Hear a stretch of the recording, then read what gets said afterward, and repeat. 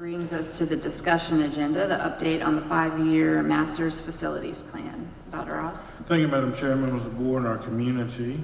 We will discuss just kind of an outline of our 5-year master facilities plan. Today's discussion is about aligning 5 particular calendars.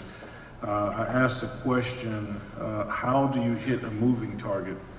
And you must lead it and you have to focus on it. And we will need your help. We call this Target 2030, trying to predict what our district will look like in the year 2030. Actually, just kind of to give you a sense of time, our millennials will begin to retire in 2030. Just going to show you where we are and what we're planning for in this moving target. So one of the goals that we have is to create a 5-year master facilities plan that provides equity and access for all students in our district. We are to create a prioritized list of capital projects for School District 5, and these capital projects will be funded within the 5 years after the plan is approved, and I'll add financed. And so that would bring us to 2030. The general powers of the school trustees is to provide suitable schoolhouses in the district and make them comfortable paying due regard to any schoolhouse already built or a site procured. So with that, we have 5 guiding principles that guide us in this work: an analysis of our community, enrollment and projections or forecasts, facilities conditions assessment, instructional plan review, and our finance review. I'd like to thank the board for working in a workshop as we address 7 critical questions that will guide our facilities assessment review and our 5-year plan. We talked about defining the minimum conditions for all facilities, and we're in progress with that. We have completed our grade structure policy. We're in the process of developing the rezoning or redistricting plan for our schools. And in your information packet, you will see the enrollment analysis projection for each school in our district. So that has been completed, and we have it in your packet for the review for the next board meeting. We should be driven by our academic programs. What are priorities for the instructional programs? So we're in progress with that. And then the utilization rate. What is the desired utilization rate for District 5 in elementary, middle, and high schools, and the enrollment and utilization rate for each grade structure. Just to give a picture of what we are facing in our district, if you look at the distribution of in-person enrollment, this is 10 years ago. We use our 135th day report because that's the date that we are basing our funding off. 10 years ago, in 2013, 25% of all of our students were in the Chapin area schools. 38% were in the Dutch Fork area schools, and 36% were in the Irmo schools. If we advance 10 years to this date, you will see that now we went from 25% in Chapin to 39% in Chapin. We went from 38% Dutch Fork to, if I can get this clicker right, to 29% in Dutch Fork, and 36% in Irmo to 31% in Irmo. So as we see that shift going out to Chapin, the question is, do you build more schools in the Chapin area, or is there another option, which is to fix and fill the schools in the Dutch Fork and the Irmo area? And so we have a plan that we have presented to the Board of Trustees. This was just a draft. In theory, we would take the grade structures, again, the 5 grade structures, that we would have early childhood, which would be 3K and 4K, that we would add a new 3 and 4K program in the Chapin area, that all elementary schools would be K through 5. By doing this, we would no longer have intermediate schools. All of our middle schools, all of our schools will be middle schools 6 through 8. So there won't be Crossroads would turn into Crossroads Middle. Chapin Middle School would turn into Spring Hill Middle. And then the current Chapin Intermediate will go back to Chapin Middle School. We said if we adopted draft 3 of this rezoning redistricting plan that we would need at least one new building. This could be, and we're going to change the language from alternative programs building to community education building, or a new Dutch Fork Elementary. And why is this important? Currently, our programs are housed in other buildings. For instance, the Academy for Success, that's in Spring Hill High School. The Adult Education Center is in Irmo High School. The 5 program, our virtual program, is in Piney Woods. So we have programs, and now the Accountability Office is actually in Crossroads. So we have a lot of programs that are using classroom space in our buildings. And so we wanted to give an outline on how we can make these decisions. So because our community analysis and our enrollment projections our forecasts are completed, we would like to discuss those on the September 11th board meeting. We provided it in the packet today for your review. It's available to the public for their review to have discussions on September the 11th. Facilities conditions assessment and instructional plan review. We asked that for the facilities condition assessment, that we have a discussion on that on October 23rd. We are planning at that meeting to bring a prioritization list of the conditions of all of our facilities, including the HVAC situation and projections in terms of cost. And the driver of the plan, our instructional plan review, we would like to discuss on November the 13th. We are excited as we pursue instructional grants and opportunities. We believe that at that time we'll have an instructional review plan again for Target 2030. The last part is to ensure that our calendars align with our financing plan, the potential or a bond calendar. So we would like to have that discussion on the December the 11th board meeting. So as we try to align the calendars of School District 5, the LS3P, EMPS, the board, and our bond calendar. Those are 5 calendars that we're trying to align.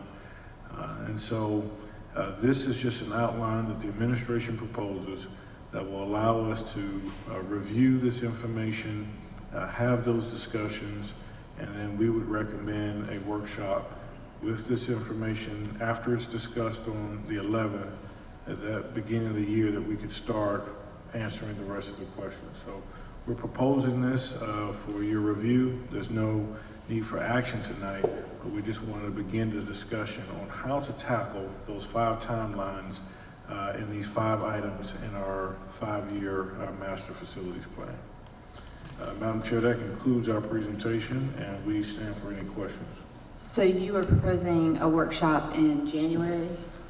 Yes, ma'am. We would believe that, and we can have some as we go along, but we believe that once all this information has been presented and discussed, that we could go back now with enough information to answer all the remaining questions that we had in the original workshop. Do I have any questions for Dr. Ross? Ms. Huddle? Dr. Ross, on the slide that shows the new middle school alignment, yeah, that one. I realize that this plan is, all the steps are going to take a long time, but is there any reason that we couldn't go ahead and do the Crossroads alignment so that by this time next year, we could have a Crossroads middle school? So the question would be, how do we I don't know how we would do that with our current facility load, and I'll turn it over to Dr. Harris if there's any, I mean, we've looked at ways that we would be able to do it. We have to draw lines, and we know that, in order to make the middle schools. Without the additional building, I'm at a loss of how we would do that. What I would ask though, and Dr. Harris, you can correct me, I'll go back to this timeline here. Once we have the, around the October or between that October and November date, we can start looking at what potential lines would be. And I think in that discussion, if MPS could provide us some options, then that's what we hired them to do. But from our preliminary look at it, we would need at least one new building in order to do that. But Dr. Harris, if you saw something else, you can let me know. Yeah, I don't know that I see anything new and different. Certainly would like to even do as you, I know you would ponder that question even more. But I think what we're really after, or we'd have concern with, is really the balance and equity across schools if we were to do that prematurely. I think that becomes my more prominent area of thought or concern if we did that too soon. But those are my initial thoughts on that. Certainly give a little more thought as to whether or not it's even doable. But I really think that we may create more of a concern than what we currently have already, quite honestly. I have a question to follow up on that, because I guess I'm a little confused about how you would have to figure out how to do that, because it doesn't seem to me that those elementary schools have the same issues that the Chapin elementary schools have, where the Chapin elementary schools are already, I mean, two of the three are already close to capacity, and they would have to put 5th and 6th grade into those buildings.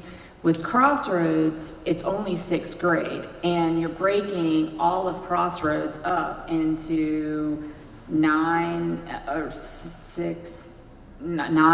elementary schools for just 6th grade that would feed into those 3 middle schools. So from what I can recollect without having the numbers like right in my head, it doesn't seem like any of those schools are even close to capacity. And if you added a 6th grade to those schools, like logically, I'm struggling to follow that model. And you already know where each elementary school is going to feed into, so you don't technically have to redraw those lines right now to feed those into the middle schools. If you were talking about Chapin and Valentine in that area, that would be different. And I understand that some of those Chapin schools, you know, that may shift things after a year or so, but right now, I would think that we would at least want that answer from the facilities folks when we do our workshops, because Right. I mean, that may not be the most convenient thing, but I know that there's been a lot of concerns about Crossroads, and there are growing pains when you have changes, and when we redistrict and we build all these schools, there are going to be growing pains, and people are going to yell at us, and that's just a part of having to make really tough decisions. But I would rather go ahead and start that process so that Here's one, we're Madam getting Chair. the outcome that we want out of this whole plan. If I can offer some perspective. Currently at Crossroads, if my thing right, currently we feel 10 schools go here for 6th grade. So that would be, and correct me if I'm wrong, we have students from Irmo, Nursery Road, Harveston West, Lee Park, Seven Oaks, H.E. Corley, Dutch Fork, correct? Is Oak Point as well? And Oak Point. All of them go to Crossroads, yeah. So we don't have, if we limit it to just these schools attending Crossroads, we don't have enough room in Dutch Fork Middle to put those 6th graders. Right now, Dutch Fork Middle is only 7th and 8th grade, correct? So we need a place so we would need a wing to at least meet them at Dutch Fork Middle, unless we can empty Dutch Fork Middle. So one of the reasons that we wanted to wait for MPS is to look at what is actually the best utilization of the buildings that we have, because you have right now 10 elementary schools going to this site. You would reduce that to 3. We need to make sure that we have places for the other 7 elementary schools to feed in. And there may be just a little area of concern with Irma Middle School too, because they currently have 6, 7, and 8 now. We may be pushing more students into that, and would you consider that capacity as well? So. And I think Irma Elementary is our largest elementary, correct? I think it would be helpful if they present that information when they present our plan, just so that we can see those That's numbers, correct. because those are questions that we're getting, across, redistricting or rezoning or whatever you want to call it, it's all the same thing, is a big question, I think, across the district right now. So, So Ms. we look Huddle, forward to bring that information back. Thank you, Dr. Ross. Ms. Huddle, did you have? Okay. Does anyone else have any? This is not necessarily the most fun conversation, but it is necessary for sure. Yeah, I was gonna say, I agree with that, with the numbers. It all lines up and it looks really pretty like that. But, yeah, knowing what the numbers, looking at the numbers and of each one and how they're gonna add up. And I know they change, but it would be interesting. It would be helpful if we could have those numbers so we could see exactly what we're looking at. Anyone else? All right, Mr. No, real quick, can you go back to that slide real quick, to piggyback on Mr. Satterfield? When they present the numbers, could they present the numbers that's currently at Dutch Fork Middle and Irma Middle that would be going to Crossroads at 7th and 8th? Because that would alleviate some of that crowding. I don't know if the district keeps track of what elementary school they fed up through, or if they could do it through their addresses, but have the ability to know what, by opening Crossroads Middle for 6th, 7th, and 8th, what that would free up at Dutch Fork Middle and Irma Middle as well, with those numbers. And I think you just asked about the dates for the presentations, is that? Yeah, just if this looks good in terms of the timeline that we can work with. We're trying to get all 5 entities together. I apologize. We were just, and you may have comments later on. I'm not saying we have to make a decision now, but if there were any initial comments about this timeline as we go back to make those plans. Sounds good. All right. All right, thank you. Well, that moves us to item 20, which is a discussion regarding a procurement matter under Exhibit M. On September 19th, 2022, the Board of Trustees at that time held a special called meeting at the district office to receive the Phase 3 report provided by JAG, an external auditor. Following executive session, the board convened an open session and voted on a series of motions related to that report. Some of these motions included: 1, a motion to direct our attorney to share the procurement examination and consulting Phase 2 report dated September 19th, 2022, with the South Carolina Attorney General and the Office of Inspector General per Section 2420 in the district's procurement code, reporting of anti-competitive practices. The second motion was to direct our attorney to send a letter to the vendor as discussed in executive session in order to recoup excess costs and overbilling we believe the district incurred. The third motion was in accordance with the district's procurement code section 4220, causes for debarment or suspension. We instructed the CFO as the district's chief business official to conduct an administrative review of the audit finding and other relevant information within 90 days to determine if debarment or suspension is warranted for any of the vendors included in the procurement examination and consulting Phase 2 report dated September 19th, 2022. And the fourth motion was to direct the administration to review the internal recommendations and other relevant facts included in the procurement examination and consulting Phase 2 report dated September 19th, 2022, and to present a plan to the board for review and approval within 60 days. These motions passed unanimously. Each board member had their own reasons for voting in the affirmative. As to the first motion relating to reporting Phase 2 to the AG and OIG, the board was informed at a later date that the proper protocol was to notify the governor's office of such report. Therefore, on October 10th, 2022, a motion directing the board chair, Ms. Hammond, to send a letter with the procurement examination and consulting phase 2 report to the governor to request his review for consideration of requesting a review by the Office of Inspector General was unanimously approved by the board. On January 17th, 2023, after the 2022 election cycle, the governor's office sent a letter requesting the Office of the State Inspector General to initiate and conduct a review or investigation of the district's procurement-related issues associated with the Piney Woods Elementary School construction project pursuant to South Carolina Code of Law, Section 1-6-35. In addition, the request provided for the SIG to initiate and conduct a review or investigation of any different or additional allegations of fraud, waste, abuse, mismanagement, misconduct, violations of state or federal law, or wrongdoing as the SIG deemed appropriate. The current board and district administration were made aware of this request by the governor's office in late January, early February of 2023. It was made explicitly clear that this investigation was to remain confidential until such time as a final report was published to the public, which has been adhered to by both the board and the administration. On August 18th, 2023, the SIG's report was made available to the public. The SIG has made it abundantly clear to the board and administration that this report stands on its own. It is the product of the SIG's investigation and does not rely on outside findings or reports.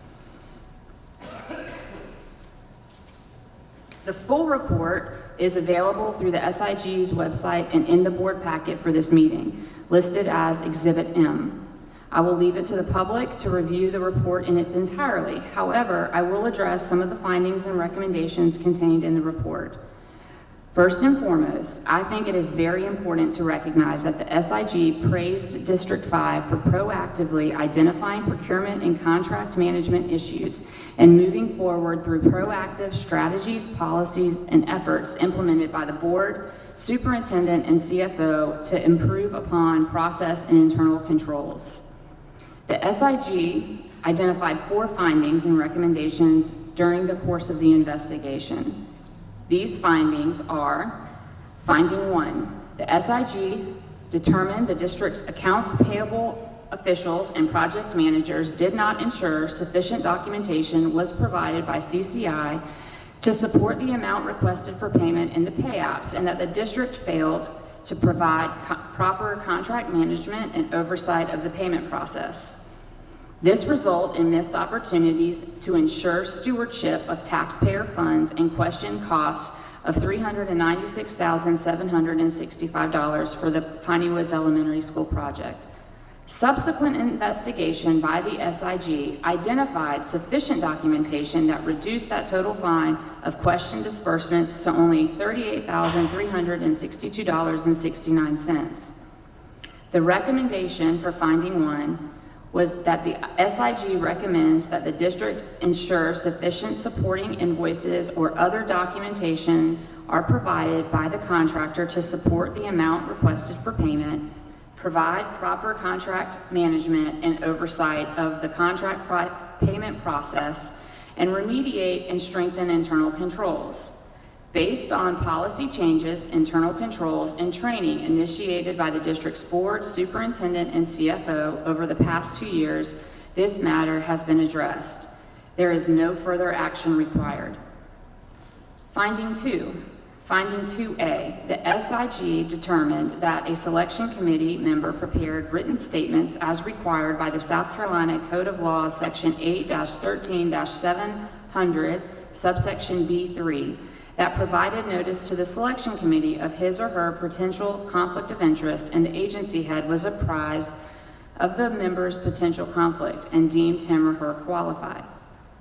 Finding 2B, the SIG determined district officials and selection committee members were unable to provide the identity of the appointing official, documentation regarding the appointments, the timing of appointments, or the criteria used for determining qualified committee members.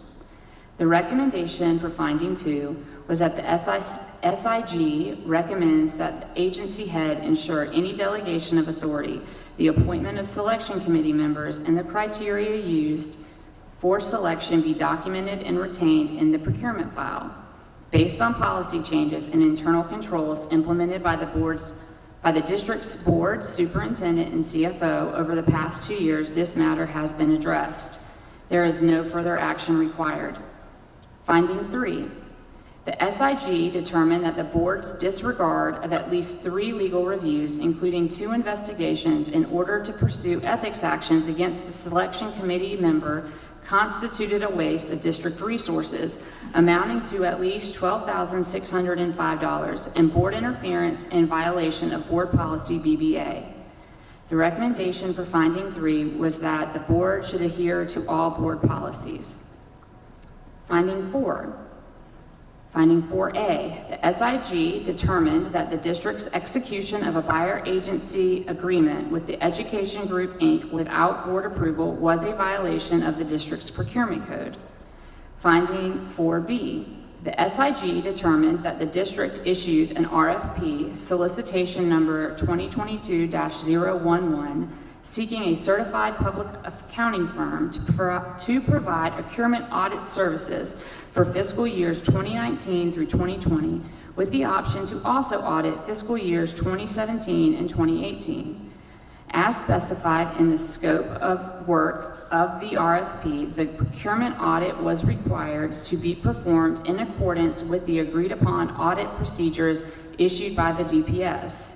However, the audit agreement was changed by the board and district representatives from a procurement audit to a procurement consulting services contract, which was a substantial departure for the RFP requirements that resulted in a waste of $105,650 in district resources. The recommendation for finding 4 was that the board and district leadership receive training regarding the district's procurement code and the role and authority of the procurement officer in awarding contracts. Regarding finding 1, I believe it is very important to recognize that the lack of internal controls and complacency within the district raised several questions relating to the costs of Pineywood Elementary School. These issues are on the district, and as identified by the SIG, we have taken steps to address them. Any implication of wrongdoing by outside parties is unfounded to our present knowledge. Findings 3 and 4 both identify recommendations directed at the board. In an attempt to address these recommendations, the board intends on doing the following. Number 1, we have an upcoming board retreat in which we plan to discuss board priorities and district priorities and how we can effectively communicate and work together. In part, we will discuss policies that are directed at the board.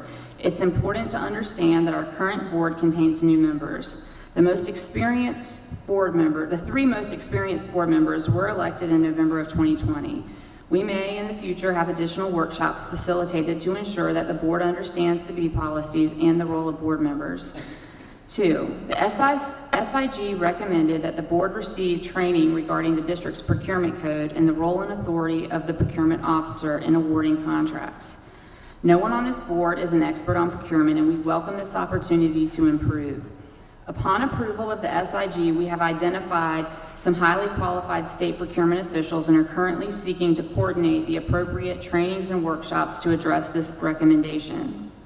Finally, I just want to reiterate again that the SIG's report stands on its own. I'm going to open it up for the board. If any board member has anything that they would like to discuss regarding this report, I will open it up and then we will be able to move forward. Ms. Huddle. I do have some comments, and I have a document that I'd like to enter into the minutes. I'm not going to go through the whole document, but I am going to read the first page. I have many concerns with the report prepared by the OIG. There were at least 2 concerning areas that were omitted entirely from the report. One was the use of a related third-party subcontractor, and the other was campaign donations that were made during the RFP period, which was against the rules of the RFP. I sent emails to Mr. Lampkin, the OIG, and I'm attaching those in this document. Other areas of concern, there were $38,362.69 of questioned cost that were not supported by the vendor even after the OIG obtained documents from the vendor. It appears that the report is explaining this away as only 0.14% of the GMP. But shouldn't our district care about over $38,000, whether it was part of a construction contract or from any other vendor? The LEED Green Globe certification that was included in the architect's contract but was not delivered. That is very important. LEEDs and Green Globes helps ensure that your schools are energy efficient, which saves you money over the long run, and that they have healthy air. The contract included that. We didn't get it. Mentions of minority board members on page 13 of the report. These are items that were never discussed in public, so I have no idea how the OIG could possibly know about matters that weren't discussed in public without talking to all the board members, which I know didn't happen because I wasn't talked to. Finding number 3 on page 18 said the board received at least 3 legal reviews and this constituted a waste of district resources. This comment was made without any documentation whatsoever. Having been on the board during a portion of that period, I know that that is not factually correct. The same findings stated that the board had interference in violation of board policy BBA. This is totally incorrect in my opinion. I'm going to state, under board policy BBA, it clearly states the board is responsible for carrying on board business such as developing procedures for meetings, electing board officers, and ensuring compliance with state laws and directives of State Department of Education. If the board has reason to believe that a state law is being violated, it is up to the board per policy BBA and the state law 59-1910, which states each school district shall be under the management and control of a board of trustees provided in this article. It is our duty to question any time we think the law may have been violated. The special audit requested by the board found many issues, most of which have since been corrected. Over 6 different policy changes. We also have an internal auditor that we're hiring.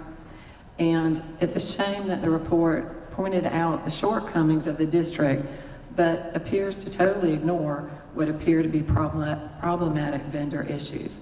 Lastly, the assertion that the special procurement audit, quote, resulted in the waste of $105,650 in district resources because the district used a faulty RFP language is absolutely absurd. This board voted on September 13th, 2021, unanimously for a special procurement audit. And it detailed what that included. Did not vote for a regular audit. It is not incumbent upon the board to read every RFP. The board was very clear on what they wanted, and the board got what they wanted. So to categorize that, the cost of the audit as a waste because the district issued an incorrect RFP is ridiculous. Does anybody else like to make a comment? Mr. Satterfield? Yeah, I just had one comment to make, and I'm not sitting on the other side of the table from Ms. Huddle. I understand Ms. Huddle has certainly her thoughts and feelings on this. When I came onto the board, I had heard a lot of information about this audit. I shared with the other board members that I was up night after night reading and trying to catch up. Everybody has opinions about a lot of things, but I heard that there was so much waste going on and there was a lot of fraud and just all kinds of stuff. So I did my best to try to educate myself and read the information that was out there and try to bring myself up to snuff so I would at least try to understand what was going on. I would encourage folks, I really would, to go back. I think that the audit phase 2, I believe all the phases are available. Is that right, Ms. Hines? You can go back and read phase 1, phase 2, and phase 3, correct? Yes. I would encourage you, if you have any questions, go back and read those. I know Ms. Huddle talked about the RFP. When I saw the RFP and I saw I was reading through phase 2, I was trying to figure out how the two went together. That's neither here nor there, but I just encourage people to go back and read. And I'd also like to point out that I believe Piney Woods came in $369,000 under budget. Is that correct? And this report, the Office of the State Inspector General, was something that we as a board asked for. We asked for this report. We asked for them to do an investigation, and it was about a 6-month investigation, I believe. So this is not my opinion, or Ms. Snipes, I don't want to use your name to Ms. Snipes, but I just did, didn't I? It's not our opinion. It is the opinion of the Inspector General of South Carolina. So I would encourage folks to do your research, do your homework, don't look on social media, you know, do like I try to do and educate yourself so that you fully understand what has transpired and what this report is all about. And that's all I got. Thank you. Anyone else? Mr. Scully. Yeah, I just want to make a few comments. First of all, just to clarify, the 0.14% of undocumented costs are merely that. They're just not documented. That's not evidence of them being overbilled or not valid. It's just that they're not documented. But even were that the case, 0.14 is ridiculously exceptional to have a delta of just 0.14 in a $30 million construction project. That is extremely good. So any attempts to kind of underemphasize that is baffling to me. But I just want to point out and say extend my heartfelt thank you to all of the people, all of the contractors that were involved in the building of the construction of Piney Woods Elementary School, because I think what this report really shows, the big takeaway, is that we received an extremely good school. It came in under budget, which is different from the narrative that you've heard in the past. And the school, there were a lot of people that took heat that this report doesn't support that.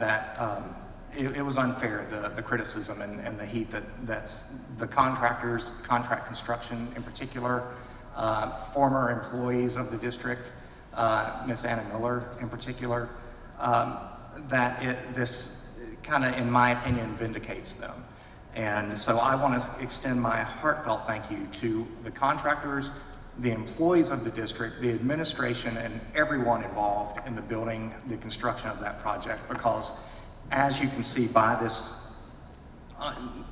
unbiased report, that we did an extremely good job as a district in constructing that school, and we got an exceptional product as a result. So thank you very much to everybody involved.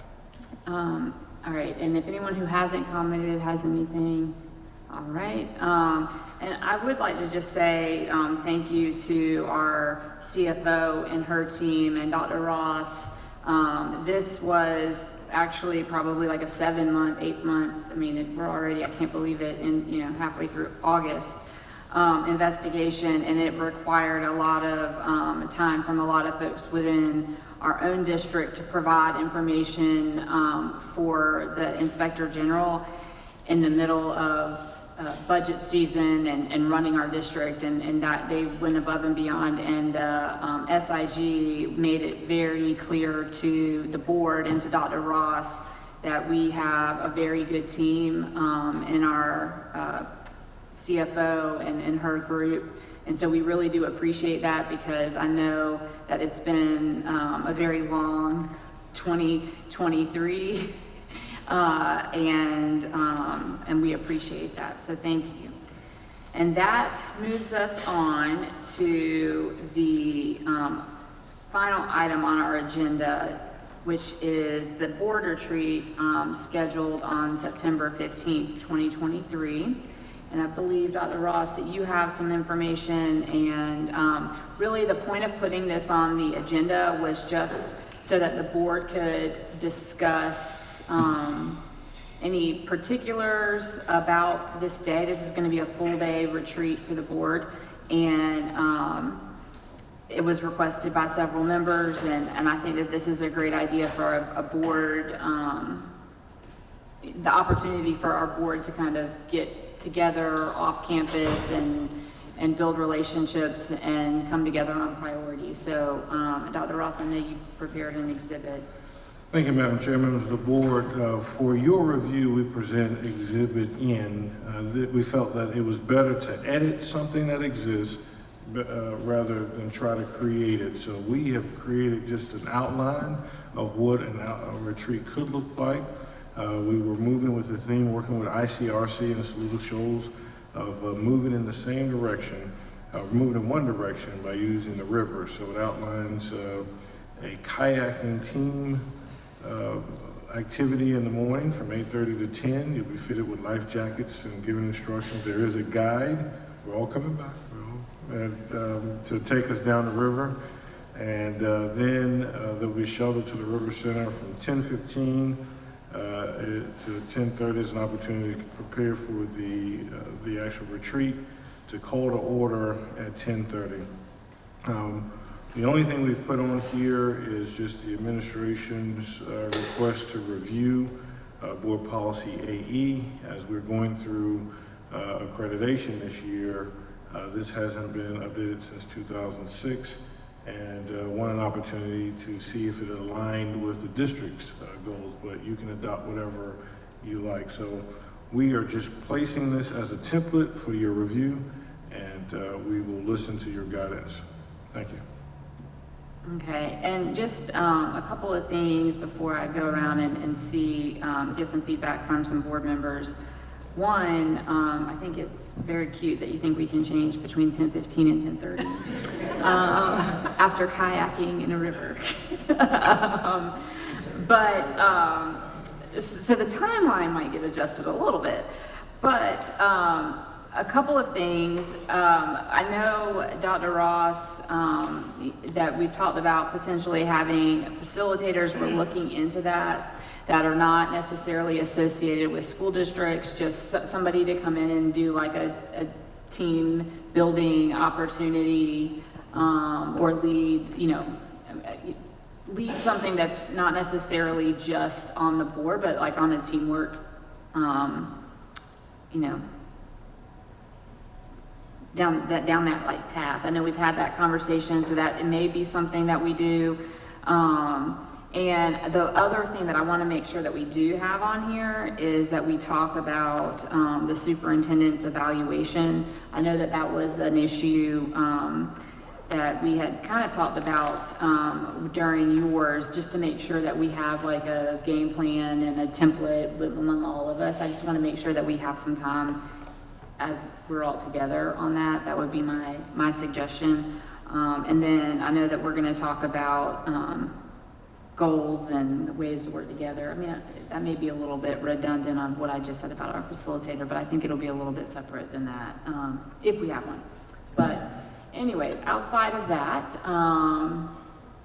Ms. Snipes, I saw you raise your hand. I just wanted to know if we picked a date that was based on when everybody could be there. We have a small board, so it just seems like if we're gonna take the time and resources to do this, we should all.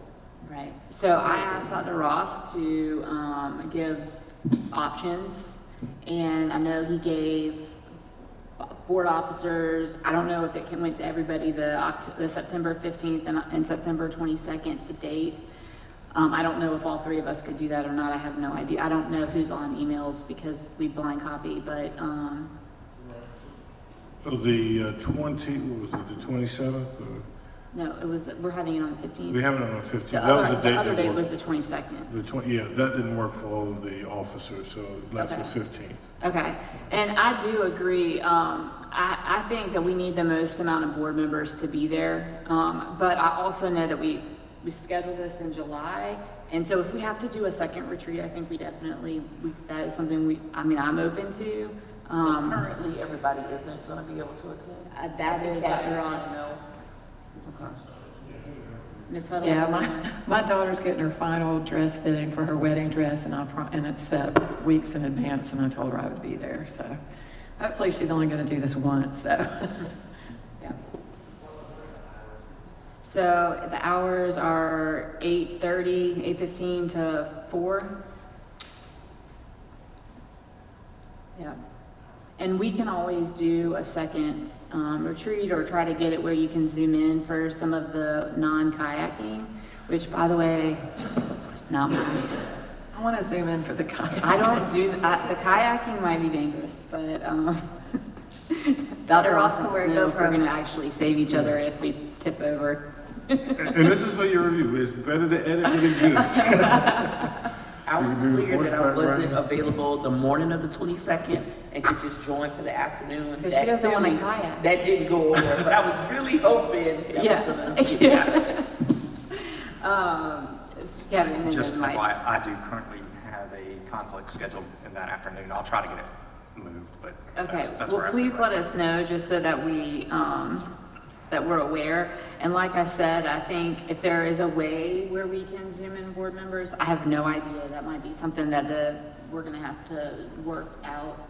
Even if it's just, popping in and out. This is gonna be very informal. So, if we can do that, that is great. If we can't, I understand. I don't know, but, hold on, I'm gonna go to Mike and then to you. Well, I was just gonna offer my services, I was an old PE teacher, so I used to no. teach Project Adventure and all the high wire stuff. But if that would be worse than kayaking, we could always do pickleball, Oh my gosh. So, but since I am retired, I'm available any day, so. A couple points. One, Kevin's afternoon conflict is I can try kayaking. And two, if we're gonna miss, if Mr. Scully's not able to make it, Ms. Huddle's, are we firm on the 15th date, or is that Well, something? I think we need to know what our options are about zooming in. And Mr. Scully, let us know what yours is. I know Ms. Huddle is a definite no. I do think that we have the date set, so we should hold it as long as possible. And like I said, I think that we definitely need to do another sort of something, because we've had several board members request this, and I understand. It is very hard it's very hard to take a full day. So I understand that. I know in October, October is completely out for me. December is probably out for most people. Kayaking. It's definitely with kayaking. I But can I think definitely we be should. there in the morning till early afternoon. I just Okay. don't know. How late? Okay, yeah. And so I think that is one of those things, we're talking about this so early on, that we could adjust the timings of some of this to make sure that we have the, majority of people that can participate or not participate or listen in or, finalize this. But And I can, to I finish think it's up, going to be very hard to get everybody at the same time during the week, because we have 5 people with 5 working schedules, and I know Ms. Huddle has a lot going on. I think you travel to Greenville, and Mike's playing pickleball all the time, and so I just think that that's something that we should. with it, I think one of the biggest things that can come out of these events is collaborating and figuring out something we can all get behind. Sure. So I do think it is very important for all of us to be at these Yeah. if possible. And outside of that, the only other recommendation I have is mixing a trust ball. A trust ball? Okay.